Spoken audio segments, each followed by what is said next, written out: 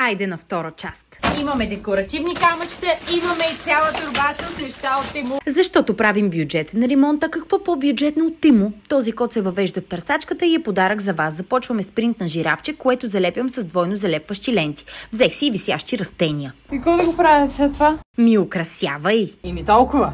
За моите декораторски умения. Тези 4 броя соларни лампички са перфектни за парапета. Тук имаме едно рафче за обувки, което няма да използваме за обувки, но ще позиционираме там. Него ще го използвам за играчки и общо взето всичко, което детето иска да сложи. Сравнително бързо го сгубих, но пък личи си, че е китайско.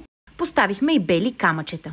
А това ще ни бъде мрежата от листа. Очаквах да са по-дълги, по-гъсти, но пак стават. Поставихме ъглово рафче, за да държи соларния панел на лампичките. И те са соларен панел! Да, приятно изненадана бях и аз, че няма излишни кабели и ето го и финалният резултат. Мисията е успешна и влезнахме в бюджета.